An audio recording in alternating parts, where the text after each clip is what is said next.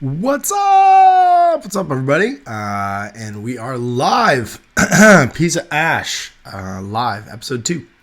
So, episode 2, what is this? We're doing this every week now. And we're going to flip-flop back and forth between doing it live on YouTube. So, that was last week's, which is episode 1. So, you can remember that all of the odd-numbered episodes are going to be on YouTube live. And the even episodes, which is this one, episode 2, is going to be for my patrons on Patreon. So it gives them a chance just to sort of chill out and chat with me. We're probably going to do some stuff that's a bit neat on the Patreon one. Not that I'm not going to do like neat stuff on the Patreon one, but I'm not going to use like a SurveyMonkey question thing. There's going to be a far more manageable chat stream. So I'm going to just chat with the guys on Patreon and take questions live, as opposed to doing like a bucket of questions in the future, which is a way easier way to manage a bazillion people watching on YouTube. And we're gonna do some cool stuff, I think, on the Patreon one, and everyone's gonna get to see it later, because this will go up live, or not live later on, but it'll go up on YouTube later on. But you guys on Patreon are gonna get to interact with me a little bit more. So who's here? Let's check it out. Who's in the chat right now? There's like 7 of you watching. And Stu Perry's here. Hey man, what's going on? Everybody sound off. Who's watching? I wanna know who's here.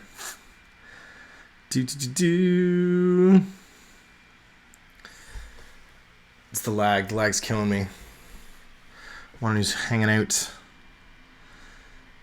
Nobody? There's 8 of you in here, and Stu's the only one's going to say hi? All right, well, whatever. So it's just me and Stu. Me and Stu are hanging out right now. So what we're going to do today is we're going to actually get to check out something super cool. Steamforged sent me a preview copy of Boom! The Dark Souls board game, which I'm pretty jazzed about, actually. I had to flip through it real fast. I didn't take a big look. I basically just pulled the rulebook out of it. I had a quick look at the minis, but it looks dope. Like, it looks really cool. And flipping through the rulebook. Oh, wait, we got more people here. So, Seth Wallace is here. Rick Alves is here. Dave Taylor's here. And Martin Keating's here, too. Yeah, there's a bunch of people here to chat with. And yeah, no, this thing looks super dope. And I'm going to do a series on it, for sure. Because reading through it, it's basically a Dark Souls themed Warhammer quest. You have 4 archetypes, like you have 4 classes you can pick from, just like in Dark Souls, the video game, and you get to go through Dark Souls, and like it plays just like Dark Souls. There's a campfire, you can die multiple times, you run out of sparks for your campfire, and then like the quest is over. And it's going to fit the video format really nicely because there's 2 campaigns in the box set. Each one has like bosses and mini bosses, and every episode I can do one of the encounters basically to see if we can fight our way through it. And it's going to let me paint up the stuff in the box like super manageably too. So yeah, it's depressing. So yeah, so it's depressing. So I want to take you guys and actually show you the box, like, because the box is pretty rad. When he says it's depressing, here's what it means. Literally, this is the first thing you see when you open the box. Which is the most common thing that you see when you play Dark Souls, the video game, which I thought was absolutely fantastic. So yeah, no, like this is gonna be that kind of game already, which I'm pretty jazzed about. And yeah, I just wanted you guys to get a chance to look at the miniatures and stuff too. Like, it is pretty rad.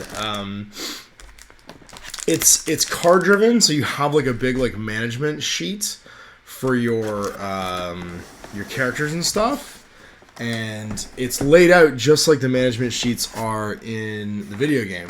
So there's basically this big wall of like slots that you can put everything into. Let me see if I can grab one real fast. Yeah, here's one.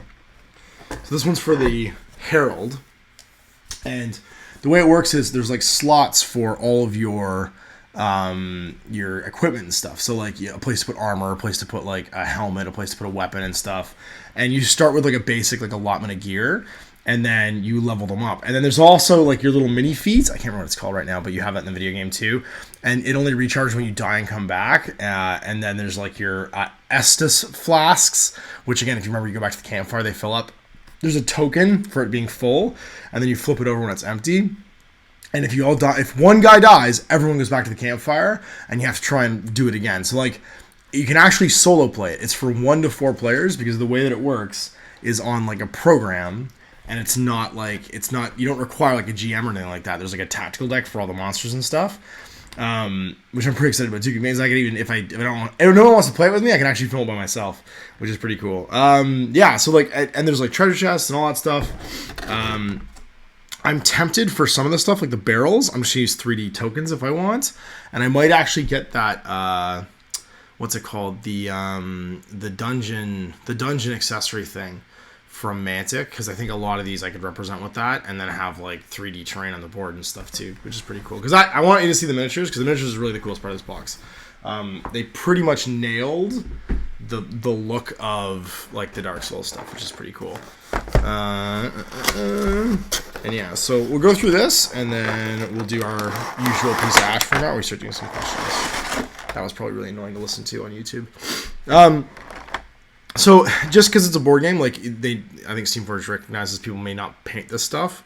Everything comes in 2 colors, so you can tell who's a hero and who's a not hero.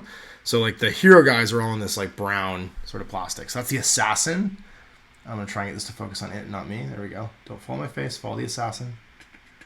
Can you get him? Can you get him? Woo. Get him, get him, get him. Oh, it's not really going to focus. I'm not able to do it because it's trying to get in my face right there.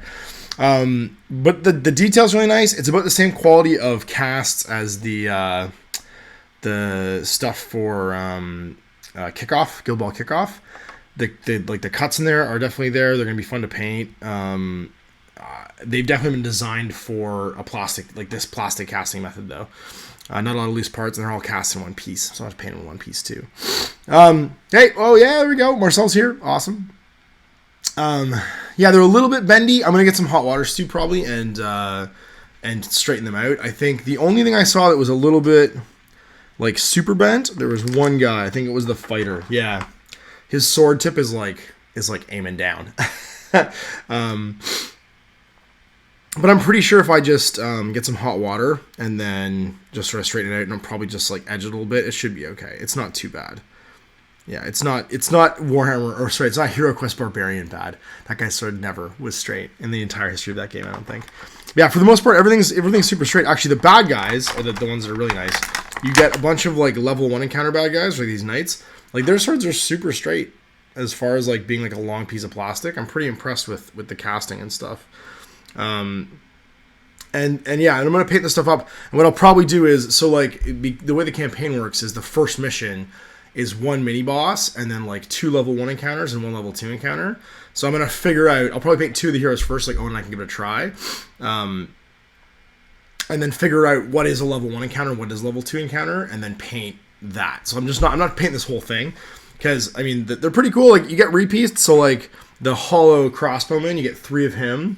And then I think they're called Silver Knights. This little guy with the sword I just showed you get 3 of them. And then the Hollow Warriors you get 3 of as well, which are just like the skeleton, like sword and shield guys. The 4 heroes are all unique. So I showed you the Assassin, and I think this is the Knight. There's also the Fighter, who's I think my favorite one, with like the big battle axe. He's kind of like a barbarian looking dude. And then this guy's the Herald, and he's got like a lance, like a big long spear, which again, for being like as long as it is pretty straight. I gotta say, like they look pretty good. And then you start getting the big stuff on the other side, and it's like the Silver Knight archers, and they have these like massive bows, like these huge, like ginormous, like they're almost like ballistas, like these enormous bows. And there's 3 of them, and then you get 2 big hollows, which are like ogre hollow fighters with like huge axes, which are pretty cool. They're kind of zombified, like they're not so like skeletal. And then you start getting like the boss guys, the bosses, the mini bosses, and I don't remember their names, but these big, I remember them in the game. These big giant tower shield guys with like their tiny little pinheads are pretty awesome. And just give you a sense of scale, like they've kept like the proportions from Dark Age. So like that's the knight, and that's like your fighter. So it's pretty awesome how big they are. And then one of the bad guys, this is actually one of the main bosses, which is like a quest end guy, is this dude, and he's pretty huge too. He's got like a big lion mask and stuff. But the big bad guys, I think, are be the really fun thing to paint. Like I'm looking forward to painting this, but it's only I think it's in the box 27 miniatures. So because I can break it into like manageable chunks, I'm actually pretty excited to like do this because it's kind of like each week, you know, while we're filming this, I can paint like 2 or 3 models and then go play like a bunch of games. You know what I mean? Like because what's cool is we're gonna die, and if we do it 2-player, I think we only get 3 sparks or 4 sparks. So like if we die a couple times, like we're just gonna not get through it. Like we're not gonna win. Hey, Marcelo's here. Hey, Marcelo, awesome. And that's like, and this is just pack 1. So this was just like the little stuff, and it uses non-standard D6s. So like they're all done by like hit amounts. They have like little swords and stuff on them. So it does use its own little dice type. And let's look at the monsters, because the monsters is a really wicked thing. You get some other little bits and pieces, like these cubes are what you fill in your damage with, so like your punch-its for your characters have little square holes in them, and like your leveling up is like a square hole, and you can go back to like the campfire between missions and spend souls to level up your characters and stuff. So there actually is like a skill progression tree for like how you get better. Everything drops loot, so there's a way that like you can turn in, or you can go to the blacksmith and buy stuff and make your guys better, which I'm pretty stoked about, because I love light RPG board games like this, because they are miniature games. Like it's a bit disingenuous to say this is a board game, because these are legit miniature games, especially when I pull out this, which is the boss tier. And the bosses are amazing. Like, the bosses are super cool. It reminds me a bit of the boss. So this is the gargoyle. I think this is one of the first bosses you fight, actually, is the gargoyle. And he is just, like, wicked creepy. Like, he's just like he's in the video game. He's got, like, a battle axe tail. He's just this huge, crazy miniature that I'm super excited to paint. And actually, I think he would come apart in some pieces if I wanted him to. But that's the other cool thing, is I'll paint one boss, and then... So I guess for the first time we play this, I'll be painting most probably the baby minions, like whatever level 1, level 2 encounter of minions is. I'll paint a couple of heroes, and I'll paint one of the mini bosses. And I don't know if it's the gargoyle, it might be somebody else. It might be one of these other guys.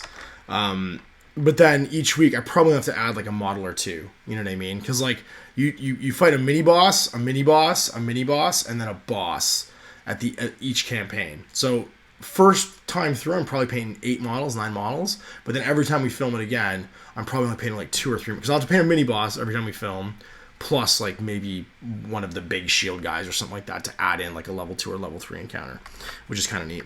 So that was the gargoyle. This like prowler guy is like this crazy looking knight. Again, I haven't memorized the names for any of these things, so you know, bear with me. Like I don't know what they're called. I'm sure you guys probably do. But he's super cool. He's like leaning down. And again, these guys are enormous. Like, just give you like a scale. Like, I'll pull here up again. Here's the herald, like next to this guy, and like that's how big he is. Like, he's ginormous. He's super huge. You get this guy who's pretty iconic. I can't remember his name. Like, he's one of the main bosses, and he's just like, his hammer is bigger than you are. And that bend is intentional, because in the game, the video game, that bend in the hammer actually exists. Like, the thing he's holding this is so heavy, it's actually pulling it down. So this is the one time where a bend is actually appropriate, because that's a real thing. I love how like weird and mutated he is. Like, his eyes are like in the jowls under his chin. It's super cool. There's this other prowly looking knight guy who's like leaning forward, like ready to like dash ya with his huge crazy sword. It reminds me a little bit of Kingdom Death, like I said earlier, without all the weirdness. So like, there is like a ton of like cool looking models, but they're a little more traditional. The winged knight, like those little bitty wings in the back, and his like enormous glaive is super cool. I'm pretty sure he's a mini boss as well. And then this thing, I can't believe the gargoyle and this thing are both mini bosses. Like, I feel like this should be like the boss of the whole thing, 'cause I think he's actually the biggest of the bosses that isn't the gargoyle. Like, he's just enormous. And he looks like something. He has no head. He's just this like chopped off thing with runes. Like, he looks like he should be something out of like what's his name? Well, he's climbing out of the ground, which is neat too. Like, I'm gonna get to paint this. If you see, his one leg is like stuck in the ground. He's like some kind of demon. It's like climbing out of a pit. So I'm gonna get to paint this interestingly too, to make it look like he's climbing out of the ground, which I think is pretty cool. Yeah, but like, he looks like something out of a Hellboy, out of what's his name, Guillermo del Toro, like, style thing. Like, he's got that kind of like Hellboy 2 look to him, which is pretty rad. Nearly jumped the Carxer, and now I'm sad. Hey, well, look, dude, all this comes in the starter set. So like, I don't know what extra crap you got in the Kickstarter, but because I didn't really pay attention to the Kickstarter, to be honest with you, just because I don't like it. If it doesn't go to retail, I don't usually pay attention to it. But yeah, like, this is a lot of miniatures. So I don't know if you got extra stuff or you just got stuff early through the Kickstarter. But it looks like you get some pretty cool stuff. Like, this is 6 ginormous boss guys, which is enough for like the 2 playthrough campaigns. And I feel like that's gonna keep us busy for a long time. So I'm excited, because I'll be honest, I don't like getting too much stuff at once. Because whenever I get too much stuff at once, I feel overwhelmed, and I don't want to paint it. Like, I have that sea of plastic in front of me, and I just like don't want to deal with it at that point. There's too much junk going on. Yeah, so I thought I'd give you guys a look at that because I'm pretty jazzed about it. It is a neat box.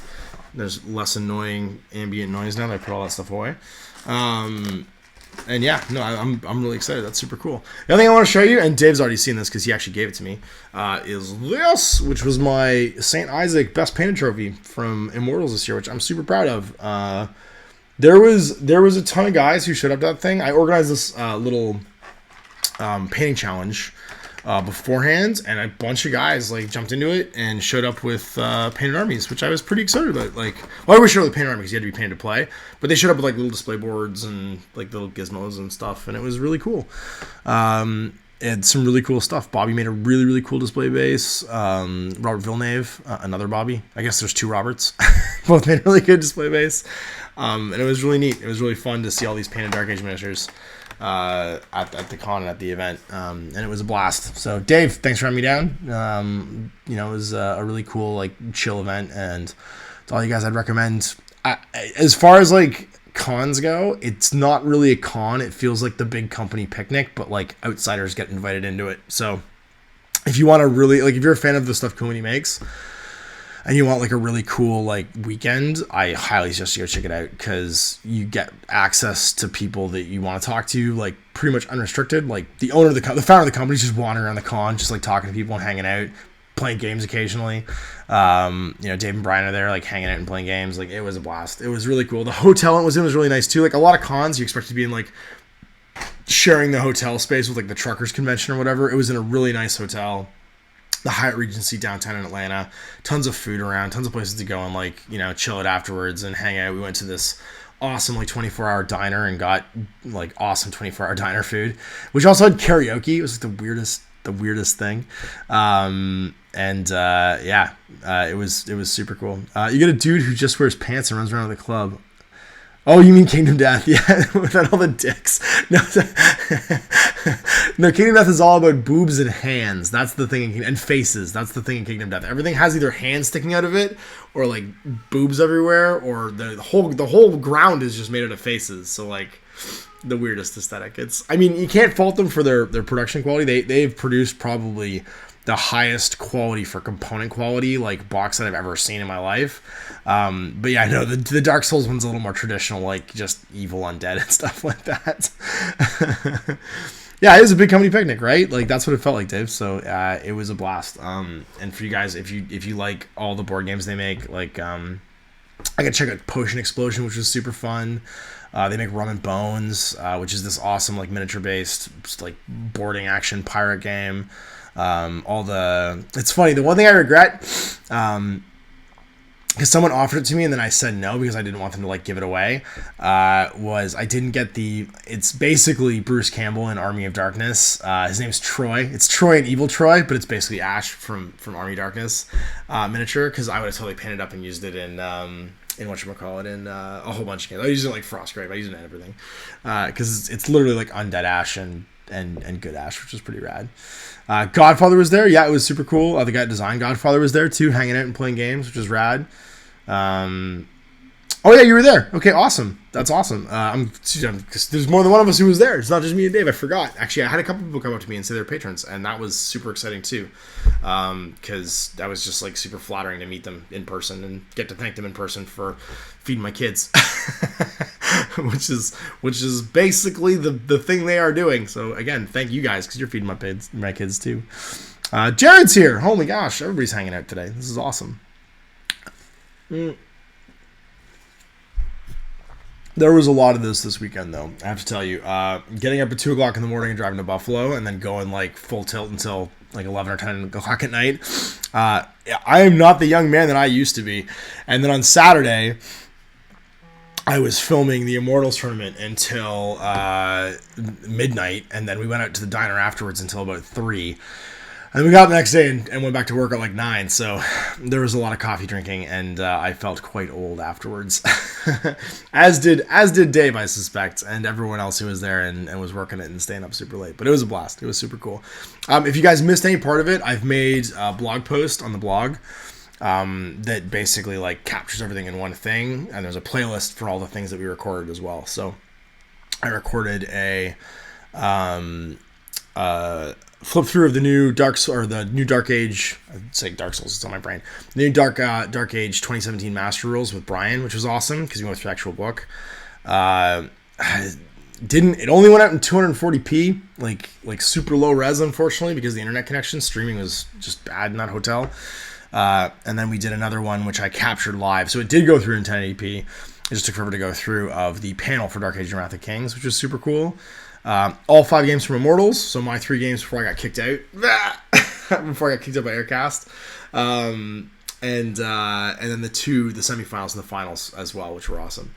And then finally we did 2 Let's Plays. We did a Let's Play for Wrath of Kings and for Dark Age. The Dark Age one's out next week. So it's the only video that hasn't aired yet is the Dark Age one. Everything else is in that playlist. And it's all captured on my blog. And actually, I posted it on Patreon too, sorry. You guys have all seen it. But for those of you who aren't on my Patreon, it's on my blog. We're looking at this in the future, basically. So yeah, slept most of the flight home. I bet you did. You have the b-hole of a 20-year-old be proud. As I pay money, can I say stuff? You can say whatever you want, Mike. I'm just not going to ever read anything you say out loud anymore. I read that without actually looking at who had said it, and I should have known better than to actually have Mike do any kind of commenting on this. So yeah, I'm going to pause for a second because I hear my little child running around. But give me 1 second, and I will be right back.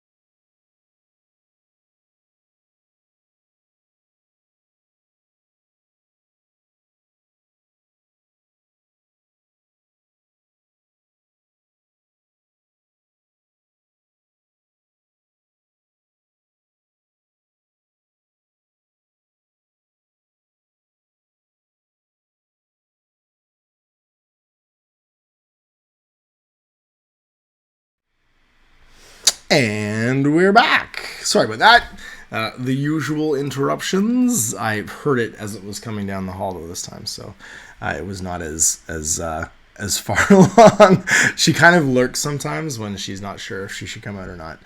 But yeah, no, it was a super cool weekend. And as we said before, there was a lot of really cool stuff going on. So, I'm glad everyone is a little bit better rested than they were, but we are no longer all young men.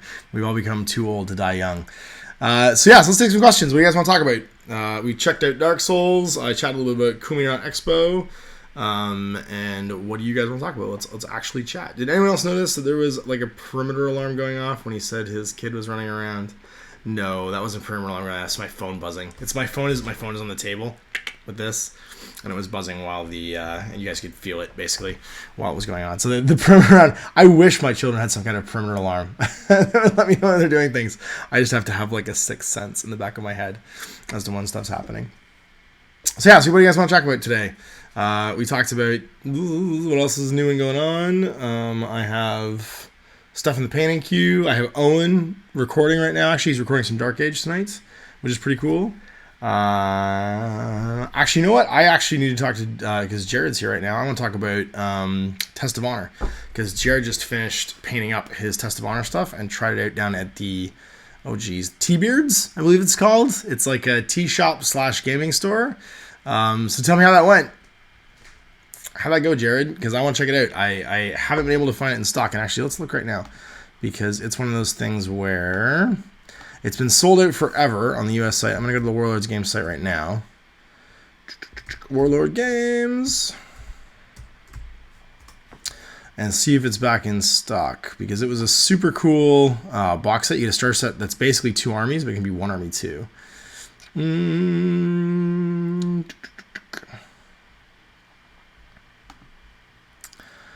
see if it's actually available to order, because it is super cool looking. Where is it? Hell Series, Doctor Who. More games. It's actually not on their main page yet. There it is, Test of Honor.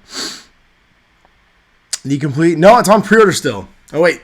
Test of Honor Samurai game. Nope, pre-order because it's still not back in stock. Hooray! Well, I guess it'll be back soon. So, anyway, Jared, this summer, man, when you come down, we will play some Test of Honor, hopefully. I'll be able to get the starter set and get it painted, because I have a lot of scenery that I made for Bushido. And now we got some questions. Hooray. We've caught up. Are you happy with the new Dark Age rules are going? Yeah, man, they're great. See, the thing is, the Dark Age rules didn't change so much as the 2017 book cleans up, basically takes the 2013 rules, puts all the errata into them, and then makes some sort of like some future-proofing steps. So what it does is it brings all the universal terms in line with all of the new releases, basically. So anything that was made from 2015 on, for the most part, they've got common terms now in the backs of the cards, so they're all the same. So you don't have like 3 or 4 versions of the same like term, like point blank or explosive demise or whatever. So it's that kind of like errata collecting into one book. And then it introduces new terms that they know are in development in future releases too. So like the only 2 things that are left that haven't been sort of aligned with the current rules are the Brood and the Scarred, and those are going to be done this summer by Gen Con, basically. The Brood are going to get a web update, and the Scarred are getting a whole new book. So I'm pretty jazzed about it. The game is one of those games. Actually, I can say this about both the Cool Mini miniature games. Is you open the rulebook, you read through it a couple times, you play your first game, and then you probably don't open the rulebook again unless you're looking at like the scenario rules, because I don't need to look at the rulebook. Everything's on the cards that I need after that. The core mechanics are so nice and clean and simple and fit into like 10 or 15 pages that like I just look at the cards now and I don't play anything else. I don't think you saw me open the rulebook. Like if you watch the 3 games that I recorded at Immortals, I never looked in the rulebook once. I just looked at cards. And that could mean I was a terrible cheater, but I don't think I actually did anything wrong on any of those games. It was just super easy to do. You meant to go by and chat with you. Oh, Seth, well, thanks, man. I'm just glad you're playing all kinds of games and then drank too much. What are my thoughts on the New Marines? Oh, the New Marines. I think they're super cool. I think it's a neat way to sneak in bigger Space Marines to the line. The models look really cool. The Mark 10 power armor is basically the really iconic Mark 4 power armor, but like bigified, which I think is really neat. The bolters are just big, cool looking bolters. Like it's a super cool thing. Like it's a really cool looking model kit, and I'm excited about it. I think what's going to be cool is you're going to see people use, like, I'm going to buy a box, and I'm going to probably make all my specialists for Shadow War Armageddon out of them. That's my plan. I'm just going to use them as true scale Space Marines. Because like as cool as they are, like I'm going to play 40K. I'm going to try the new 40K. I'm probably never going to play a huge game of it. You know what I mean? Like, I'm not going to go out and build a massive army of it, because what I'll do is I'll build a functional army, and then as cool new units that come out over time, I'll add to it, and I'll keep playing, with that army for a while. But I don't chase the meta in 40K anymore. Like, it's just too much time and effort to build giant 40K armies and play with them all. And, like, on YouTube, that's what all anybody does, is build 40K armies and play 40K armies and what's the best 40K army. So, like, why do I have to bother doing it? You know what I mean? Like, I'm not going to try and be like everybody else. But yeah, no, they're super cool. Like, I just want to buy them to paint. I think they look awesome. Maylev's here. There we go. Going back up, Marcel asks, "Do you ever see you get together with Chris?" Actually, Chris, literally, he's a patron, so like he should be here right now because he's chatting with me on Facebook. So like he's messaging me on Facebook. We were just talking this morning about that we need to get together and hang out. We were talking about actually the stuff I'm using for this live stream, like the capture cards and stuff, and that we need to chat and hang out. So we were talking about Bushido. He's actually interested in checking out Bushido. He was on the website this morning. I sent him some links because when Chris gets interested in things, then I do all the work and he just clicks links and looks around. So yeah, he's interested in that. We'll probably get together for some other stuff. He's like, when we get together, we just play whatever usually, but having a plan to paint some miniatures and stuff helps too. What else? Do a paint-off competition. See, the problem with paint-off competition is I'll do it and then Chris won't. He just won't finish. And then he'll just say that, like, well, we weren't in a competition or something like that. What else? I haven't looked through all your widgets and wonders, but do you have any recommendations on sources for 3D printed terrain? Actually, Mike Wolf in this video, who's in this chat with you right now, he's the best guy to talk to about 3D printed terrain because he's gotten into it in the last like year and knows a bajillion times more about it than I do. So ask Mike about it, and Mike will answer you, or just find him on Facebook maybe. Because the two of you, if you have questions about it, he can talk your ear about that stuff. And he's printed a bunch of terrain recently, and I've seen it, so it looks really, really sharp. Can I do a video where I paint a model like a corn hero and paint it start to finish? I don't do painting videos, Mike. You know that. It's my only time to myself. I'm not doing painting videos. Screw you, hippie. I'll paint with you when you're here. I'll just physically paint with you. I'm not going to make a video. What else? Ash, I'm going to steal that idea. I don't know what idea you're talking about, Malef, but whatever it is, I hope you do it. Will Owen ever play Age of Sigmar again? Actually, Stu, he was talking about it. I think what's going to happen is when the new whatchamacallit comes out, the skirmish Age of Sigmar that was spoiled in the German White Dwarf. When we see that come out, that's probably when you're going to see Owen give it a go again. Because the core mechanics of the game they're just regular Warhammer. Like, it's not just because the hit numbers and stuff are presented differently doesn't make it Warhammer. You know, so like it's still the same game. And I think what you'll see is when there's like a way to play it that he'll enjoy, and I think skirmish is probably the way he'll enjoy the most. He'll probably give it a go for sure, and that could lead to him trying the points match and stuff like that too. But who knows? But Simon Jones is here. What's up, buddy? I'm trying to say what else. I think the best application for 3D print terrain is companies selling models for users to print themselves. Is that what you mean? Well, I don't know that question now. Everyone's talking to each other. It was the true scale space. Oh, there we go. I don't plan on doing any 40K stuff for yourself. Yeah, just like I want an excuse to paint the models, and painting a couple to be specialists is like the best thing. There's a pre-order this weekend. Cool. All right. Well, then there we go. So that skirmish stuff is out for pre-order this weekend. £6, Stu says. So like that's like 12 or 15 bucks Canadian, which is not bad for a rulebook. That sounds super sweet. And I will check that out too. Yeah, everyone's chatting. It's awesome. Like all the patrons are chatting to each other in the chat right now, and not me. So I have no questions to answer. I'm just having a conversation with the chat, which of course in the future you guys can't see. And it's hilarious because everyone's now talking to each other about 3D printing and rules and stuff, and I'm lost. I've gotten left out of it, which is funny.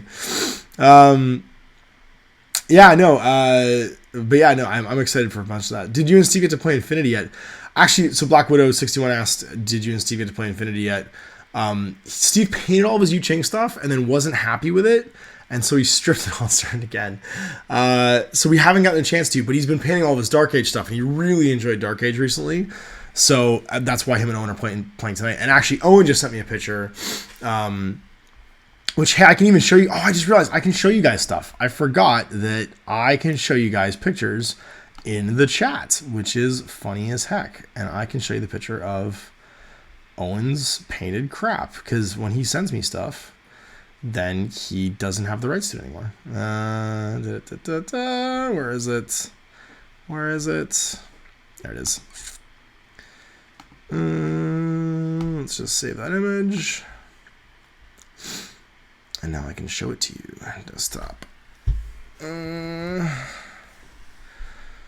Yeah, this is neat. Because it's funny because doing the live streams at CMON Expo, I've learned a whole bunch about how to like do this stuff. So like I can actually like live stream and show you pictures. Like there's so much crap that I can do that I didn't know I could do before. And this is super cool that I can actually do this stuff. So I can show you layouts like this. You're not seeing anything right now, but this will actually show you what I mean. So yeah, so I can go like this and show you the picture, which is this. Boom. Yeah, so there's his Outcast stuff, and I realized he had a Mongo. I knew actually Corey Denning sent him this box set ages ago to do some This Is Not Test stuff with, and he'd been so busy with other games he hadn't gotten to it. But now he's really loving Dark Age, and he has the Outcast starter, so he started painting the Outcast starter, and then somehow acquired a Mongo as well, and now he's basically got 500 points of Outcast ready to rock and roll. He's got the War Chief, some Scuts, a Bully, some Wasteland Warriors, and Mongo hanging out, which is pretty cool. I'll put it in full screen so you guys can see it again, and actually have like a nice close look at it. And where is it? You can see what it looks like. There you go, up close.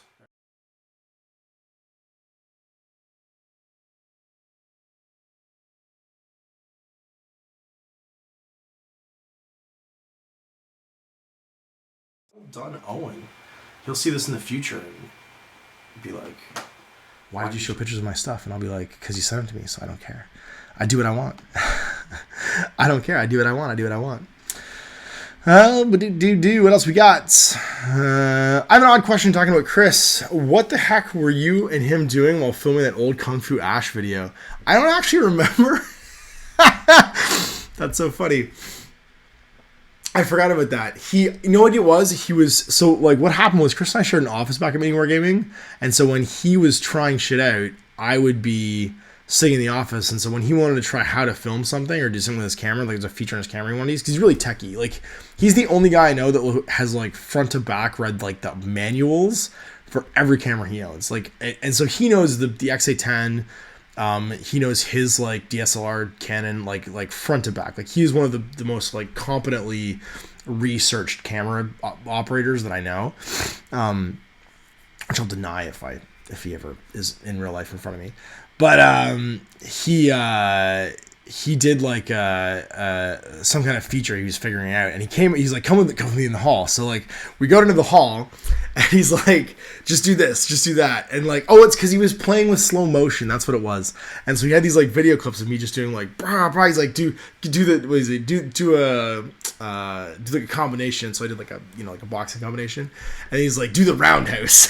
And so it was me like doing a roundhouse, and like almost falling over because like we're just being idiots. And then he took it all and he just put it through these filters, and he was playing with these different ways of doing like slow motion and speeding up the camera, slowing down the camera. And that's where all that stuff came from, the memes and all the crap with me with Kung Fu. Yeah, it's literally just like him and I sharing an office was just a terrible idea because the amount of crap that we would do was funny. Do I have any other factions for Bushido? Right now I just have the KKZ and the the Edo clan. And Owen's painting up the Cult of Yurei, and Mike from Epic Deck Studio I gave him the Tengu starter set, so he's painting that as well. So those are the 4 factions that we have on the ground right now. What's his name? JP has the Savage Wave, which is the Gremlins and all the Onis and stuff. So those are the ones that are around. There's a bunch of stuff that Chris, I never can nail down Chris on what he wants to do, because like we have a conversation in the same chat, he'll be like, this looks cool and this looks cool and this looks cool, because he'll see different models that like catch his eye. So I don't know what he'll ever end up ordering on payday. Like, who knows? Could be anything. Could even be a boat.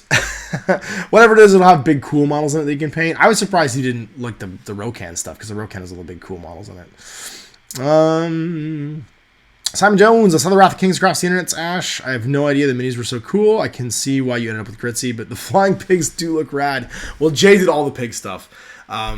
It's funny because Jay wasn't interested in Wrath of Kings at all until we did the This Is Not a Test campaign for Swinelands. And I gave him a couple, because Owen had a bunch of the Kickstarter stuff lying around for ages, and we were always meaning to get to it, and we just never did. But he had a bunch of the Technique stuff lying around, and I gave him because we had the idea. I was like, well, I have these giant pig miniatures, let's use these.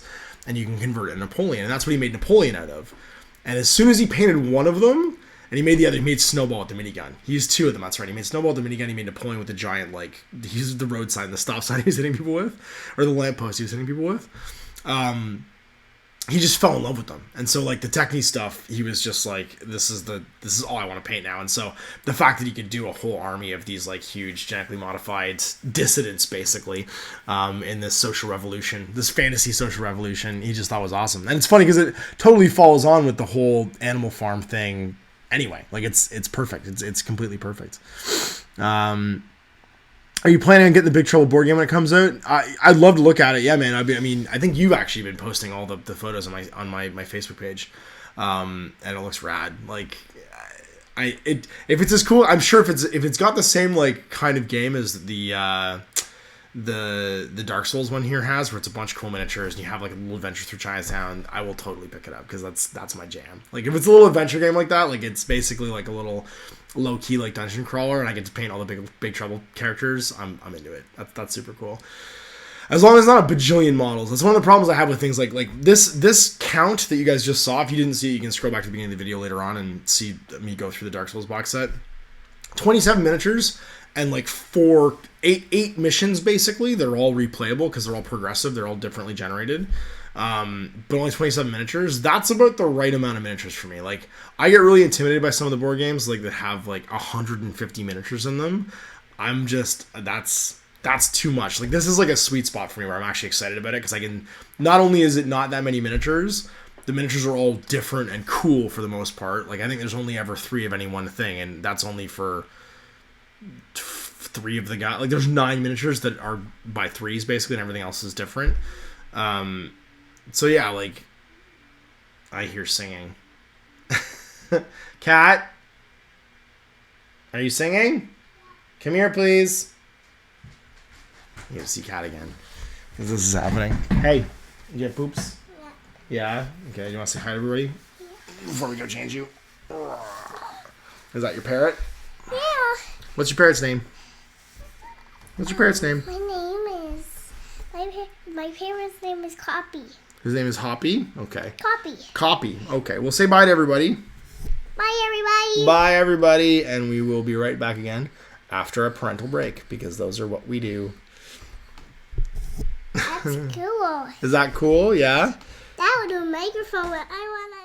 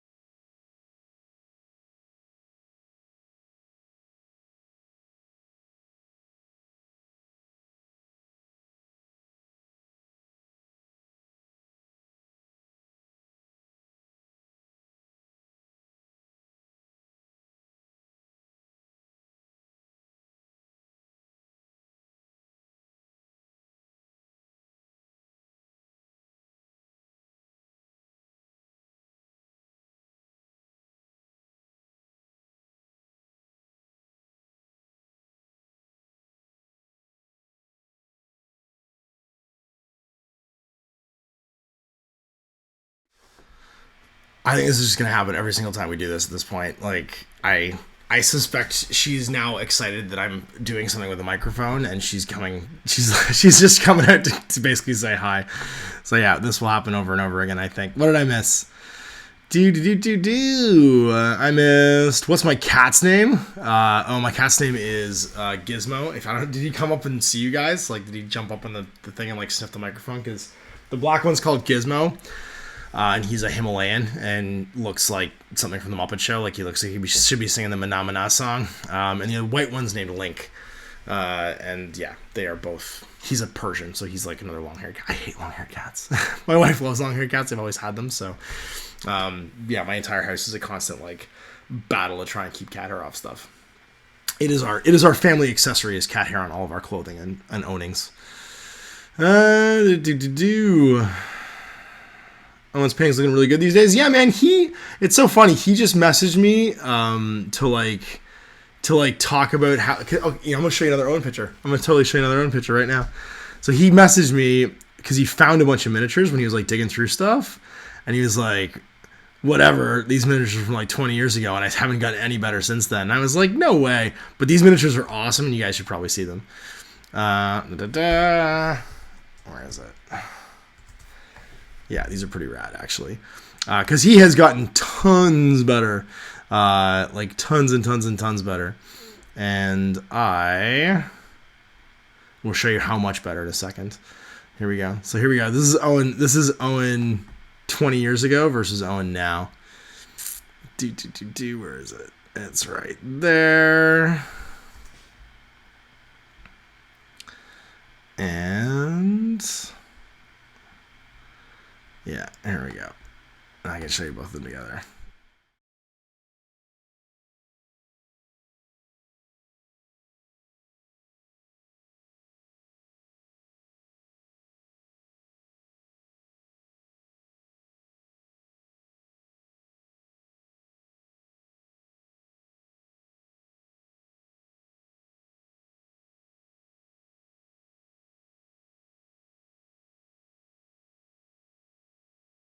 That miniature day, like, no one would even know what to do with it. It would be like, what? Why is the Space Marine carrying a weapon that is lower strength than he can punch? Man, it would be like, I've talked about this for a while now. I would really love to do a version of those kids play something videos, like it's like kids play like old Game Boy games or kids listen to music from the 80s or whatever. That's like, I guess, like millennial miniature gamers playing like an old miniature game where like there's maybe no points and there's a GM and like all the crazy stuff that happened in the old days when you play miniature games. I think that'd be awesome. Just like see how they react and like what they think and stuff, because it's so different. Like things are so different back then. Yeah. Did he drop that Marine into a tin of paint? No, man. Dude, he probably painted that with like Tester's enamel or something like that, or just painted it 7 times. Like I have some RTBO Marines somewhere in a box. If I can ever find them, like I'm just as like, you should see some of these pictures or some of these miniatures that I own. I had some RTBO Beakies that were so covered in paint, like the detail was gone. Like their heads were just these like cones because like the eyes were all filled in with paint and like the grill sides were all filled in with paint. Like you don't have to thin your paints when you're like 7 or 8 years old. Like come on, like you're just throwing paint down. You expect it to work. There's no way. What else we got here? Oh, Mike's now chatting about terrain and stuff. I love it.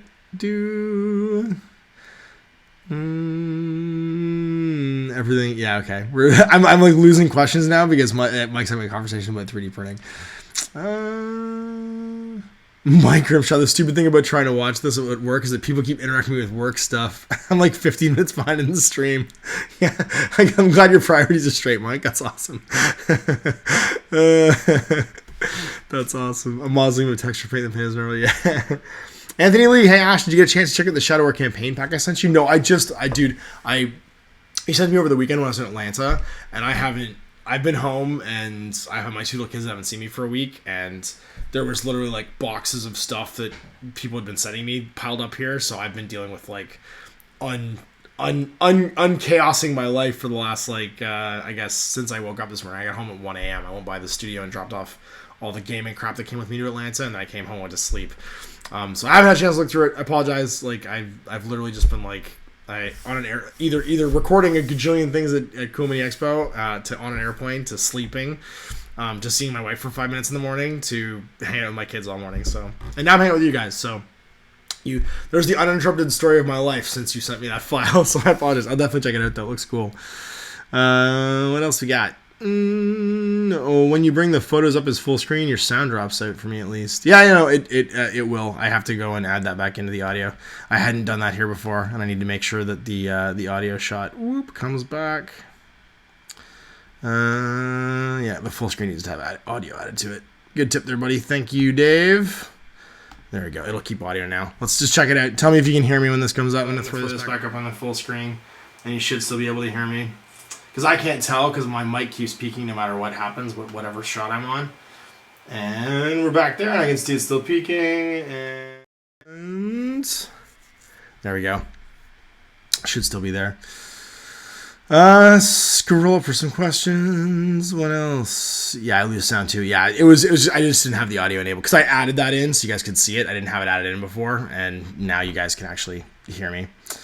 How's Last Days going? Seth Wallace asks. Well, it's going really well and I have to actually get the final. So, what happened is, Last Days was the original draft, which you guys have mostly seen because if anyone's a patron who has a copy of the demo rules, that's the original version of the game that I typed up, and Dave's seen it because Dave's seen it.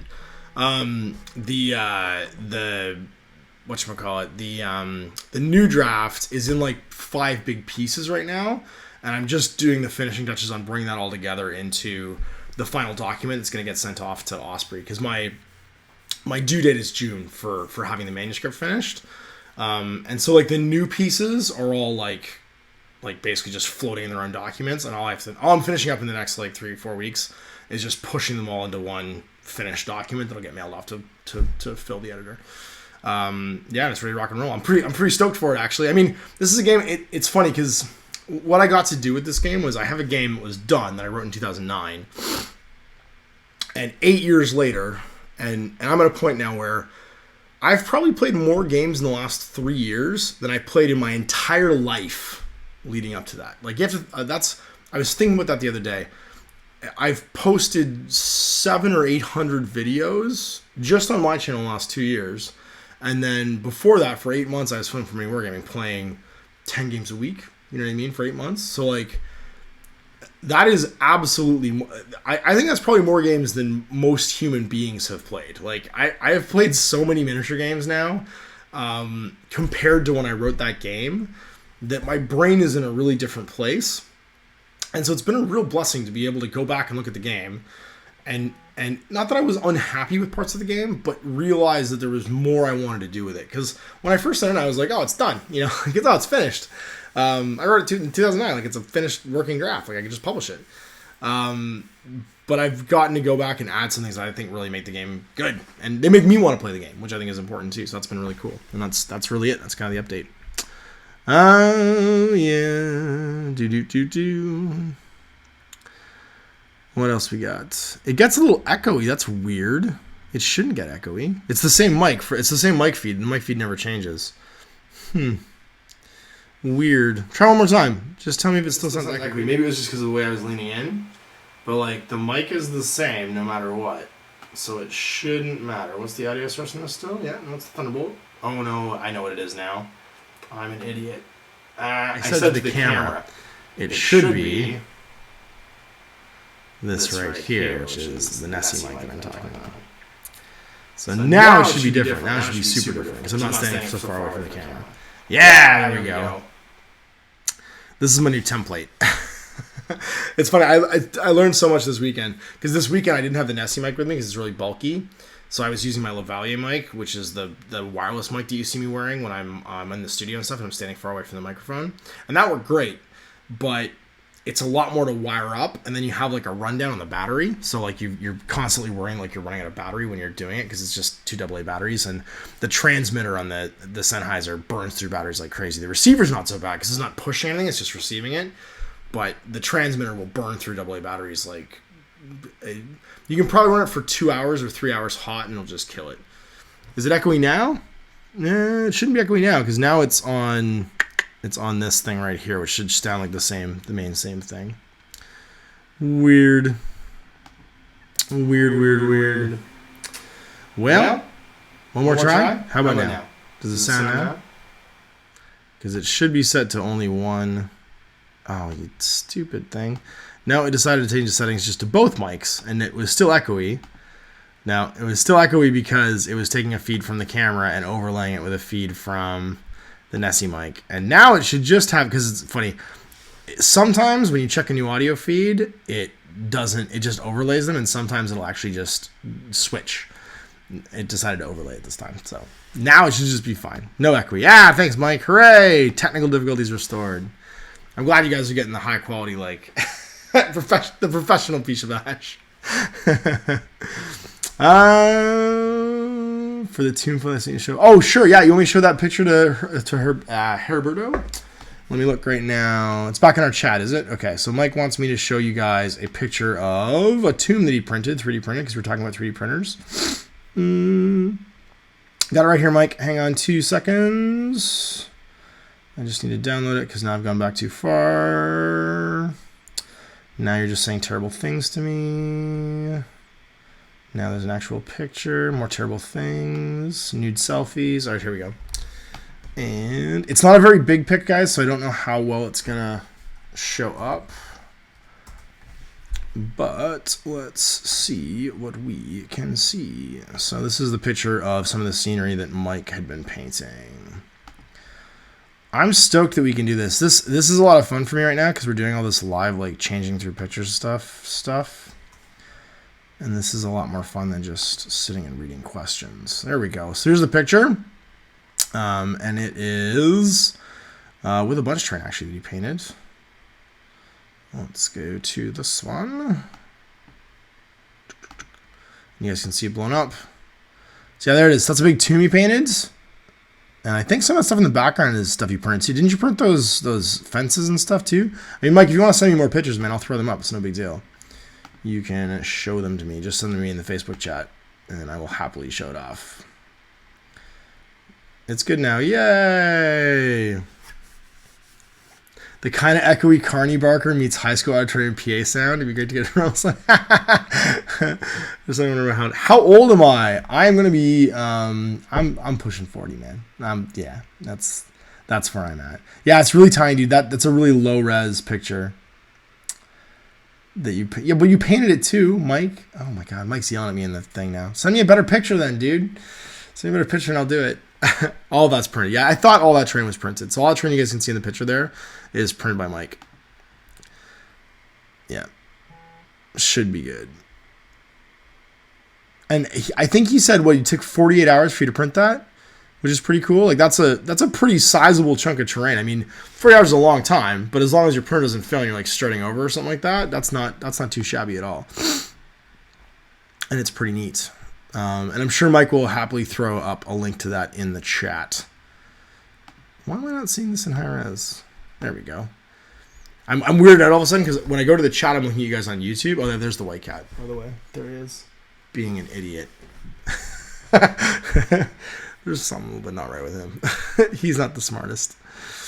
It'll be interesting to see finding single print location where the patrons could submit project photos and gain the Ash insight. Well, Maylove, you can just throw that stuff up on Patreon. Like, you can post anything to my Patreon page and I can comment on it. So, oh no, you know what you don't know? You probably, Maylove, because you just started following me, you probably don't know about the painting group on Facebook, which is the Guerrilla Miniature Games Hobby Resolutions group. It's kind of like a Patreon group, but it's mostly just guys that we all chat about painting. So everybody starts their own post basically, and you just keep updating your, like, do it as a saved post on Facebook, and everybody keeps updating it with whatever they're currently working on, and we all just chat on it. So you want to talk about painting? That's the best place to do it because I'll see it all the time. And we post photos. So yeah, that's usually where that stuff goes. 8 parts, 48 hours, almost a foot tall. That's a pretty cool project for a 48-hour thing. I dig it. I think it's super cool. What else we got? I'm scrolling back to the chat now because I've missed so much stuff because there's ongoing conversations.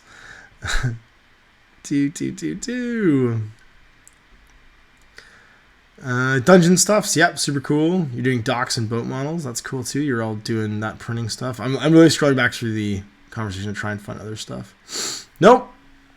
I haven't missed anything. It's just a long streaming conversation about 3D printing now.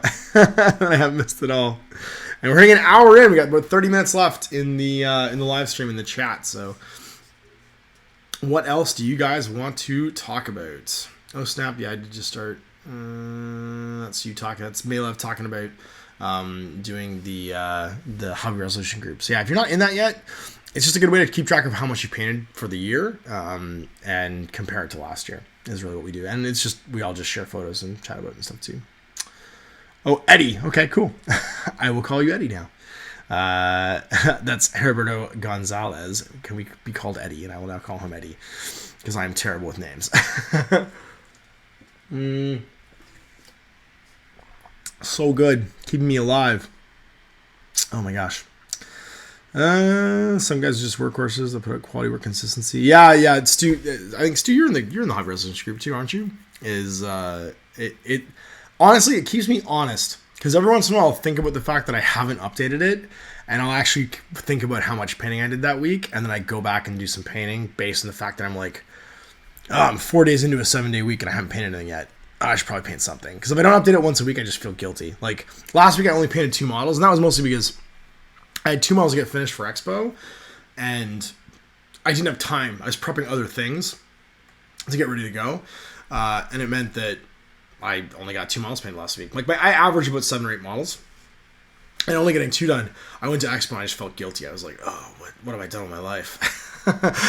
This is my usual output. Like I don't feel good about this. What else we got? Mike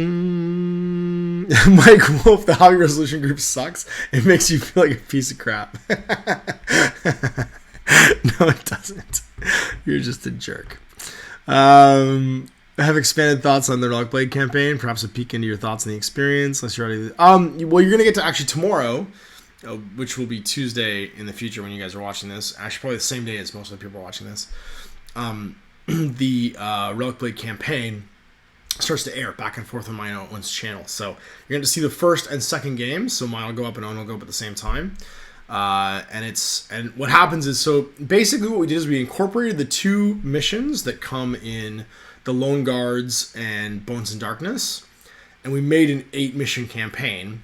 And the 8-mission campaign, we're basically following the idea from this video game we both played called Salt and Sanctuary, where you unlock new realms after going to a certain point. So we spend 2 games basically in each of the different realms in the Seeker's Handbook. And it was awesome. It was super awesome. And we got 2 realms left to do. So we're 4 games in out of 8, which means we have this week's and next week's already done.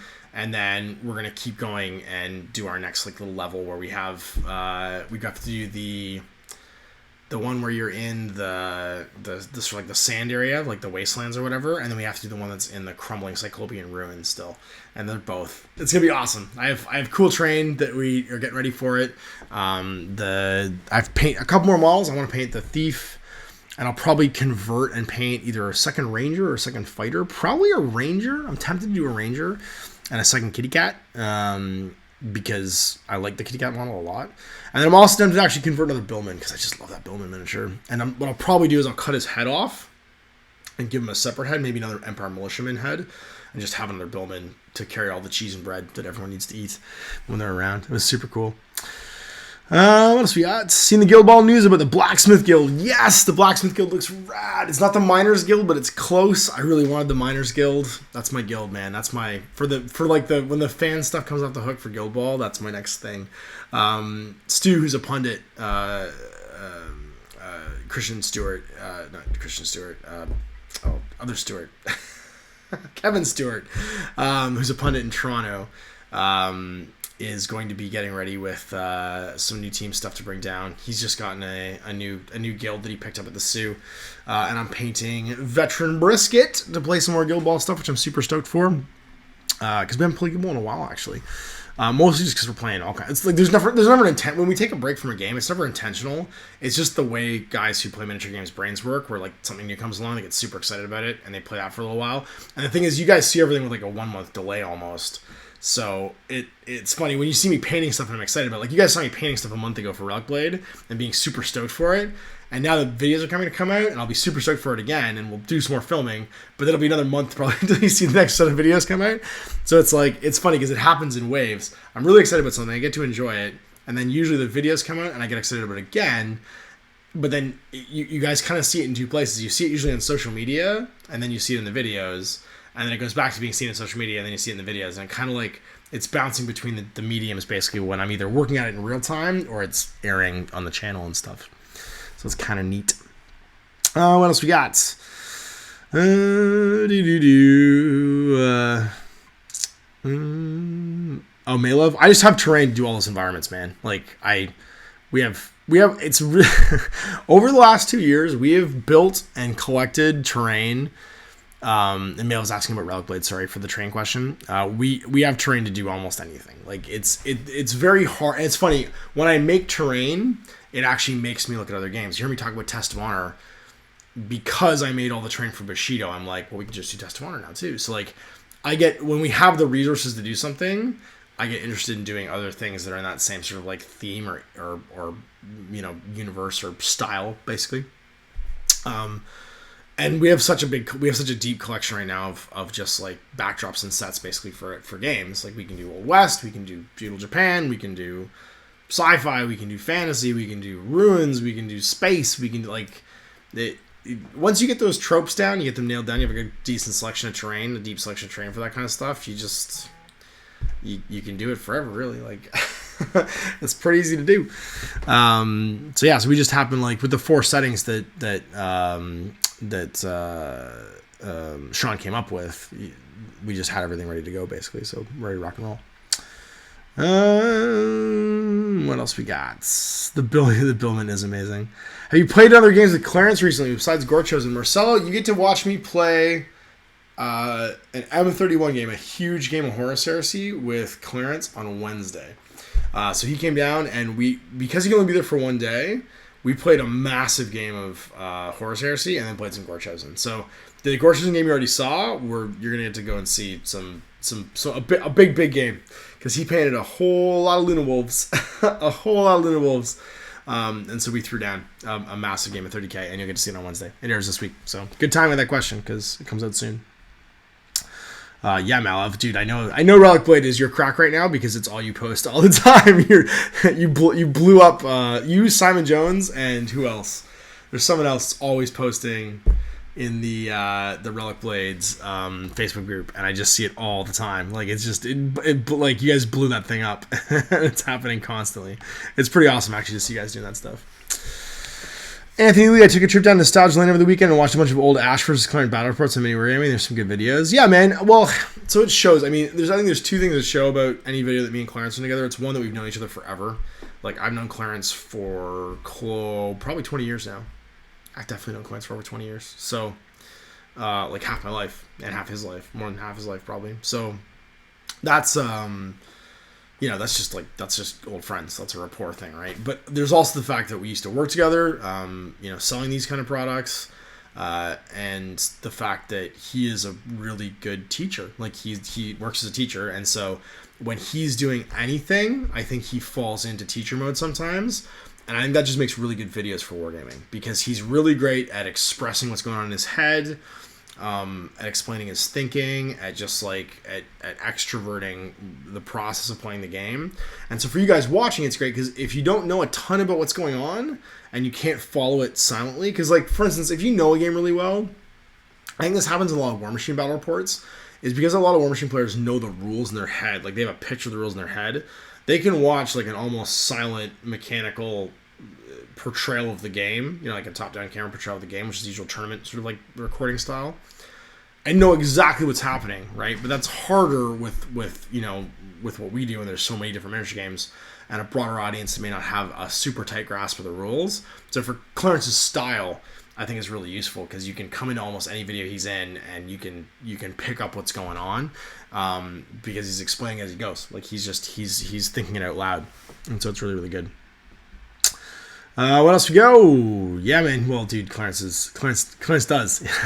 Although it's funny because he was in Korea for a year he didn't get to play a lot of games, and it's funny how rusty he is, because there's a couple times I call him on rules, and he's like, no, it doesn't work that way. And I'm like, yeah, it does. And it's I mean, and then you see his brain kick in, he starts looking for me getting rules wrong too, and calling me out on rules. It's really good. It's a back and forth. You'll see it on Wednesday though. It's really good. Yeah, Marcel, he's Clarence Senpai, the incarnation of Zen happiness. Yeah, man, he's a good cat, really good friend. And really, really good at what he does. He'll actually be, I think he's at Mini Gaming this week, because he shot me a message to see if I want to record something, but I'm so busy this week that I didn't have any free evenings or weekends or weekend days or anything like that. So you'll probably see some stuff online at Mini Gaming with him and Steve-O relatively soon, because I know he's doing a bunch of stuff. Coming down and playing some games. We got 20 minutes left, so shoot me some more questions, because I'm out and the feed is out of questions too. What else we got?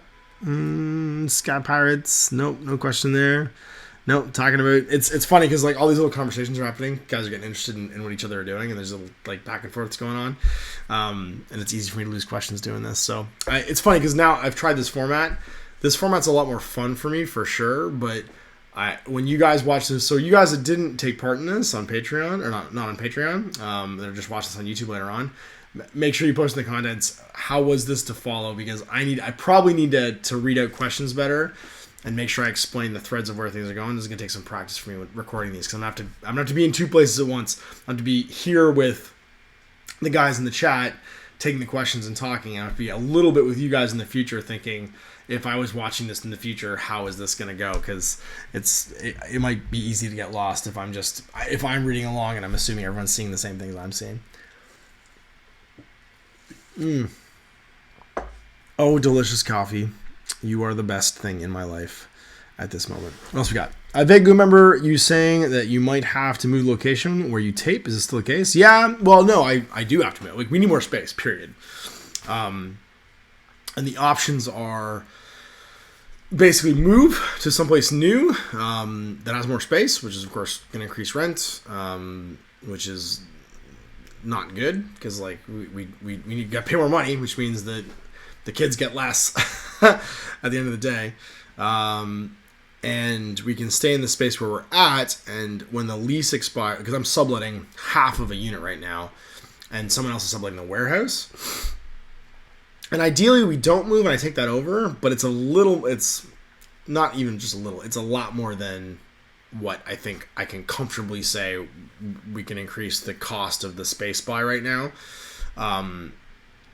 to meet the growth rate on Patreon. Because, like, basically, if Patreon was right now where my next level goal is, if I was making $500 a video, which remember, $500 a video is not $500 a video. $500 a video is the first video makes that much, and then people's caps for their monthly cap starts to get hit, and that drops off. So, like, for instance, the first video I post each month is usually whatever that front page number is. The last video is like $30 or $40, and the attrition in between there, usually by like the third or fourth video, it's about $100 a video. So 20 videos a month, you know what I mean? Like it's not as much money as it looks like on the front page. It's not 20 times whatever that front page number is.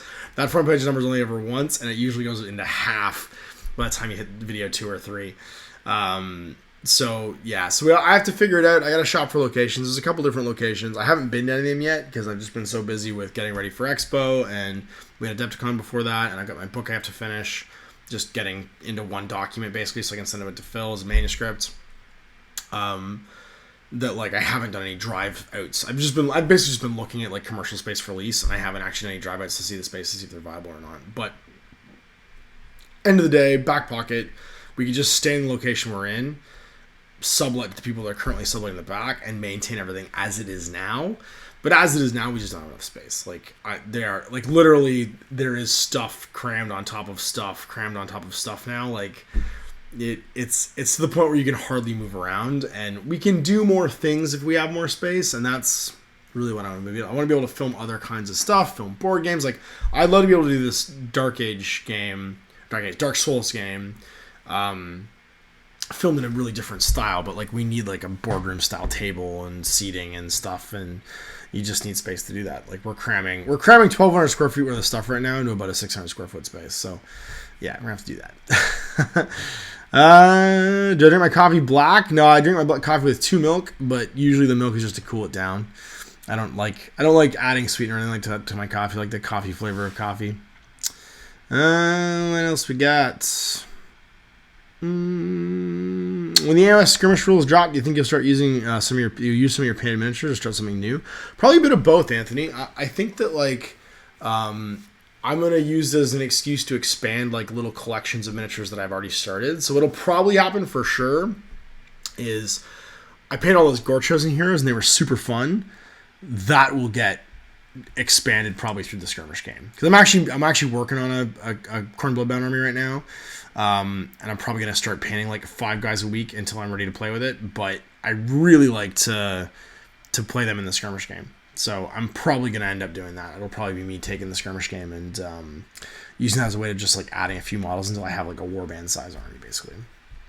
And same in 40k actually. Speaking of that, I'm really stoked to see what these sort of the progression based path to glory style stuff is for the new 40k, because that's probably how I'll do the new 40k. Not worry so much about the point match stuff, because there's gonna be a million guys on YouTube immediately being like, this is the best formation, this is the way that you spend your point, blah blah blah blah, this is the way you play 40k 8th edition. I don't give a shit about that. Like I'm excited to play with the rules and the new miniatures and stuff like that. But I think the path to glory is more me. You know what I mean? We build a little narrative, we do a little story, we put in some cool terrain. Like that's more the way I'm gonna want to experience the new 40k, and that's probably what'll happen. Is I'll do something like that instead. So that looks pretty cool.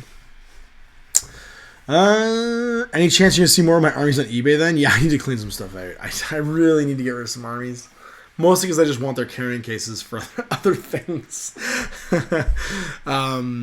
Yeah, no, I still haven't actually managed to sell that Dark Angel army, so it's still sitting around. I'm probably gonna sell my old guard army and then build a new guard army with the new guard stuff I have.